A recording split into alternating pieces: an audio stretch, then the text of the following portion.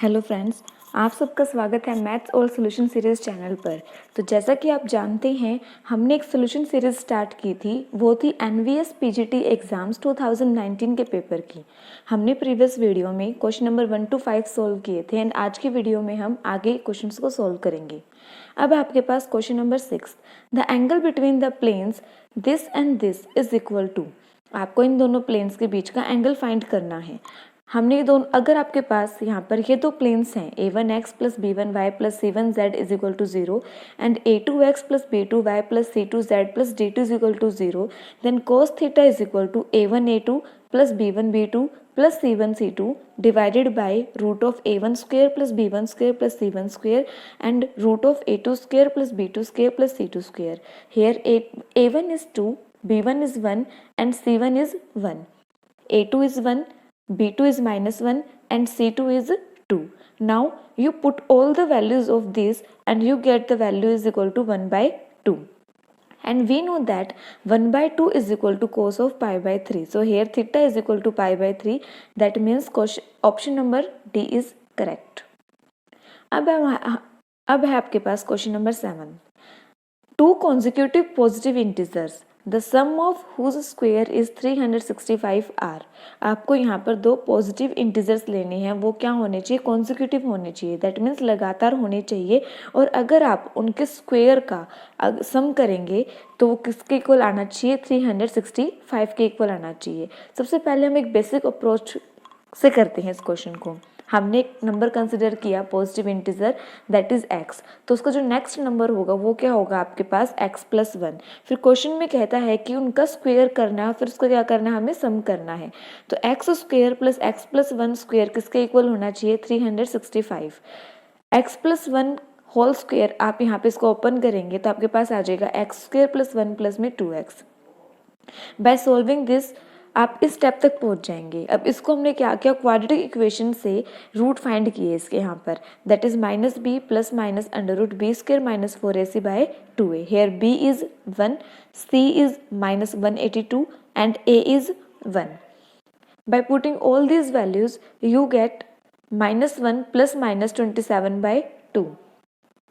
अगर आप यहाँ पर एक बार प्लस लेंगे तो -1 plus 27 by 2 is 26 by 2 that is 13। And अगर आप यहाँ पे माइनस लेंगे you get -1 minus of 27 by 2 that is -28 by 2 and you get -14। But हमने जो कंसिडर किया था x वो था आपका पॉजिटिव इंटीजर, सो -14 जो है यहाँ पर वो हो जाएगा रिजेक्ट और आपका x की वैल्यू हो जाएगी 13। सो इससे नेक्स्ट नंबर जो है दैट इज x प्लस 1 वो आपके पास होगा 14। तो आपका जो ऑप्शन नंबर ए है वो क्या हो जाएगा यहाँ पर करेक्ट हो जाएगा।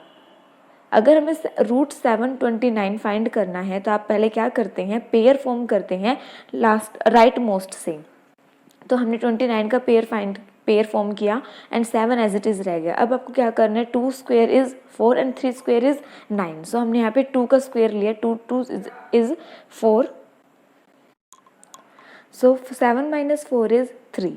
अब हमें क्या करना होता है, इन दोनों नंबर को ऐड करना होता है, 2 प्लस 2 इज 4। अब मैं यहाँ पर किस नंबर से, सेम नंबर से आपको यहाँ पे ऐसे मल्टीप्लाई करनी है कि आपको क्या मिल जाए, 329 मिल जाए।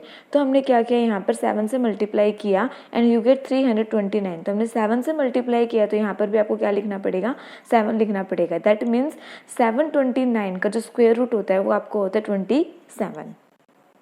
और अगर हम अब ऑप्शन से चेक करना चाहें तो हम ऑप्शन से भी चेक कर सकते हैं। इसके लिए आपको स्क्वायर याद होने चाहिए। 13 square is 169 and 14 square is 196। अगर आप 169 एंड 196 को ऐड करेंगे तो आपको क्या मिल जाएगा, 365, यानी ऑप्शन ए क्या हो जाएगा हमारे यहाँ पर करेक्ट हो जाएगा। अब है हमारे पास question number 8, let a and b be two positive integers then HCF of AB multiplied by LCM of AB is equal to. आपको ये 4 ऑप्शन गिवन है, इनमें से आपको बताना है कि क्या करेक्ट आंसर होगा।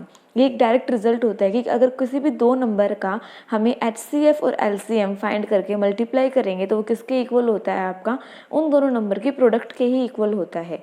यानी HCF of AB multiplied by LCM of AB किसके इक्वल हो जाएगा हमारे पास यहाँ पे A multiplied B, that is option A. अब है हमारे पास question number 9, the sum of the 24 terms of the series. आपको ये सीरीज गिवन है, आपको स्टार्टिंग के 24 टर्म्स का सम बताना है।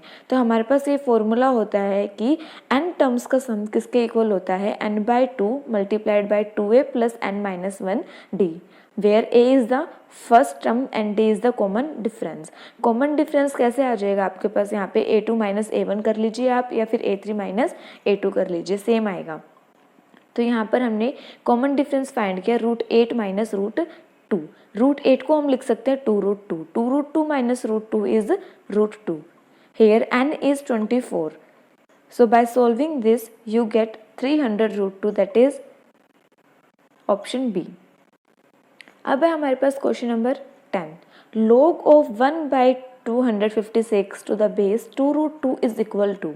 आपको यानी ये फाइंड करना है कि log बेस में आपने लेना है 2√2 एंड किसको फाइंड करना है 1/256। 256 किसके इक्वल होता है 2 raise to the power 8 and 1/2 raise to the power 8 को हम लिख सकते हैं 2 रेज़ टू द पावर -8। अब 2√2 को हम देखो 2√2 है आपके पास, 2√2 को हम लिख सकते हैं 1/2 एंड 1 प्लस में 1/2 पावर्स को ऐड करेंगे, बेस सेम है, पावर्स को ऐड किया तो हमारे पास आ जाएगा 2 रेज़ टू द पावर 3/2। अब हमारे पास ये एक फॉर्मूला होता है कि log base a raise to the power beta and alpha किसके इक्वल हो जाएगा, जो दोनों आपके पास पावर्स हैं वो लिखनी है आपको यहाँ पे, that is alpha divided by beta log of base a of n। इतना क्लियर है आपको। अब आप देखें यहाँ पर अल्फा दैट इज -8, बीटा आपके पास है यहाँ पर 3/2, log a जो है वो हमारे पास है 2 एंड n हमारे पास है यहाँ पर 2। इसको आपने सोल्व किया तो आपको मिल जाएगा -16/3 and log of 2 to the base 2 is also 1, या फिर log of a to the base a आपके पास क्या होता है 1 होता है, यानी हमारे पास ऑप्शन जो B है वो क्या हो जाएगा, करेक्ट हो जाएगा। मैं कुछ इंपॉर्टेंट log के फॉर्मूलेज आपके साथ शेयर कर रही हूँ, आप इसको स्क्रीनशॉट ले लेना और इसको आप अच्छे से याद कर लेना।